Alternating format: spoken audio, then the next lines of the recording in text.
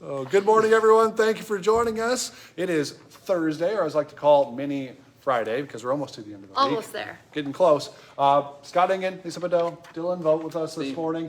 Before we dive too far into the weather, which is a big topic this morning, what's coming on the horizon.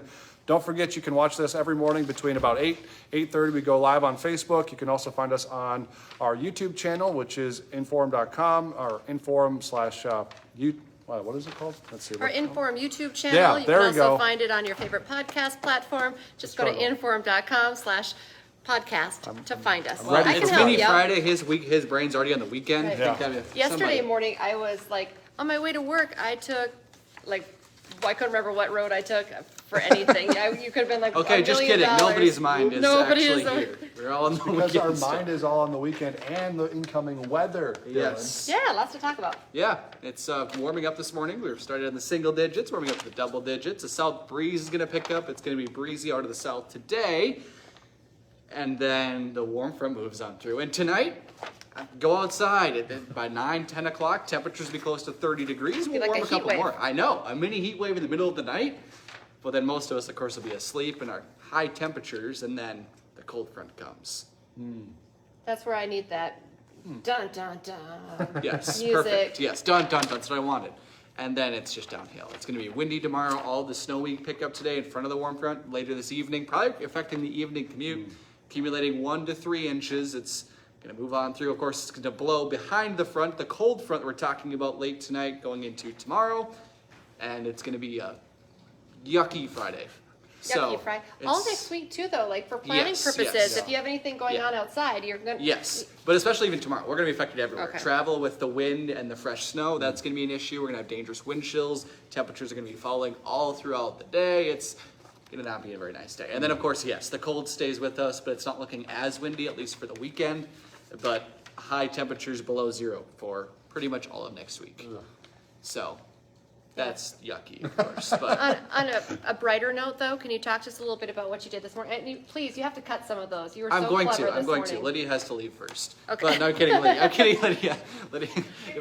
I'm kicking Lydia would out. just leave I'm kidding. already. No, but yes, I was at the Frostival, or part of one of the Frostival events, I guess, West Fargo, downtown West Fargo, and they have a whole bunch of ice sculptures Yeah, there. they're cool. Yeah, it was. It was so fun pretty morning. there. It was Yeah. just like Lydia kept saying it was like you were in a Hallmark movie. Yes. It just was lit Yeah, beautifully. yeah, The there we twinkle lights, the trees, a There's little bit of light snow. Yeah, You were glowing. I was You glowing. were glowing. We loved boy. it. Okay, that's all I got. So if you want to enjoy the cold weather, you can. Just bundle up. Don't be outside for too long. I was wearing a lot of layers this morning, but it wasn't even that cold. And I'll be wearing more layers next couple of days. So Cool. All right. just warm, be Thank warm. you, Dylan. Appreciate it, Dylan.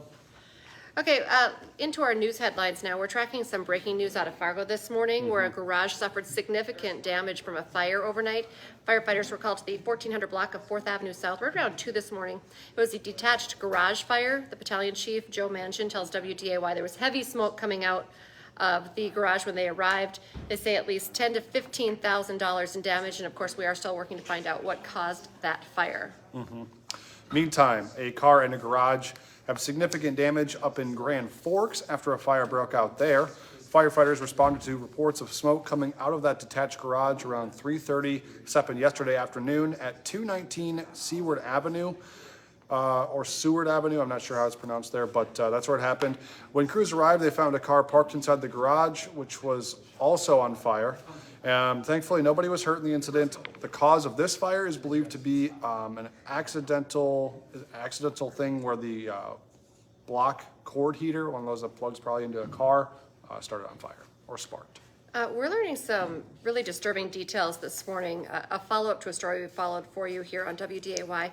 Kind of learning the backstory of what led to that standoff in Mayville, North Dakota. We now know 59-year-old Steve Valla was under investigation on suspicion of having child pornography. The case actually started back in early November after the National Center for Missing and Exploited Children received a report that 3 child porn files were on a phone connected to Valla. A deeper search revealed that his phone actually had 23 videos and images of suspected child porn, the youngest involved an infant. So that brings us back to last week. A warrant was being served last week in order to find more evidence. But of course, when agents and law enforcement arrived, he would not surrender. And in fact, he eventually barricaded himself in a shop and then ended by him taking his own life. Yeah.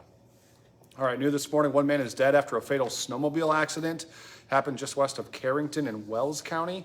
The crash was discovered just after 5 o'clock yesterday afternoon. 67-year-old man from Jackson, Minnesota was pronounced dead at the scene. We are still working to learn his name this morning.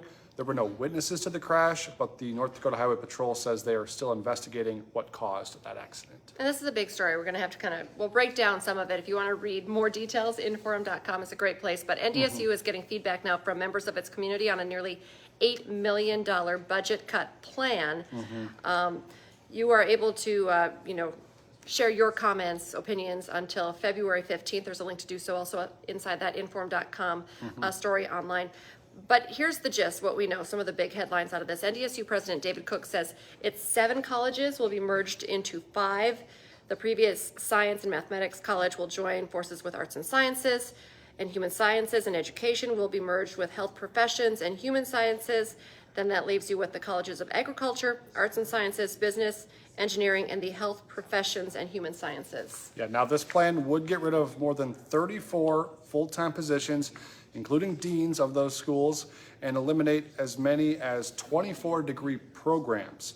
That alone would affect around 100 current students and then 50 future students.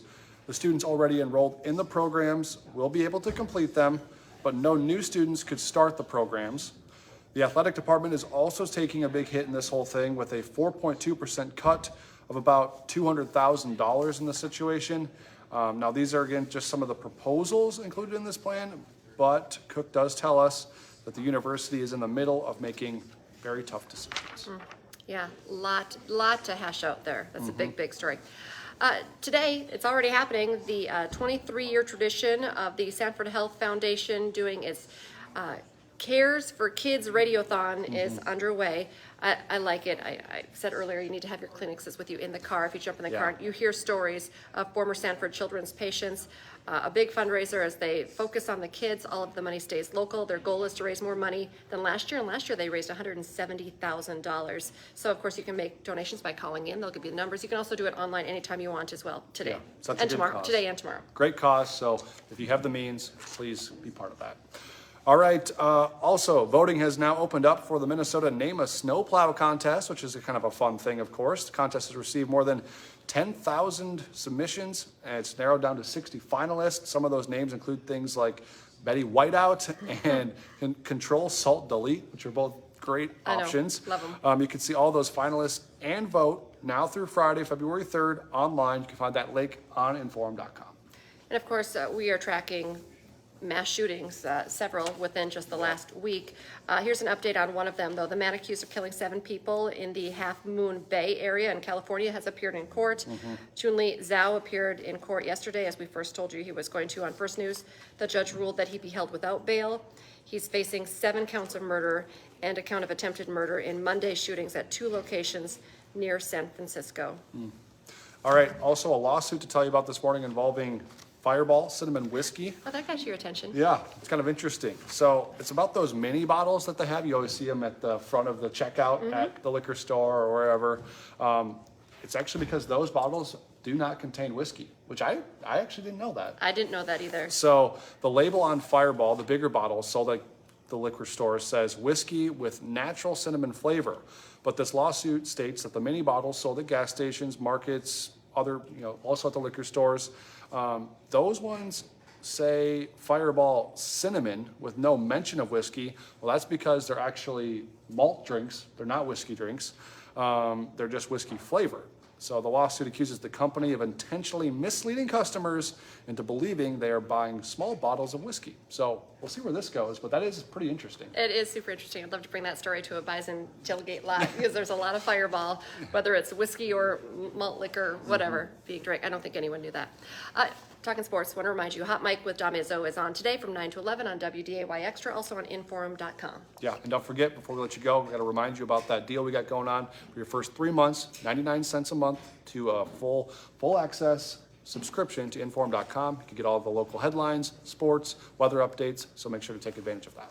And you can join us coming up here in a couple hours. Our next newscast is at 11 o'clock on WDAY, and then this afternoon, 4, 5, 6, 9, and 10, and tomorrow morning, Finally Friday. We'll be on First News from 5 to 7. Have a good day, folks. Bye-bye.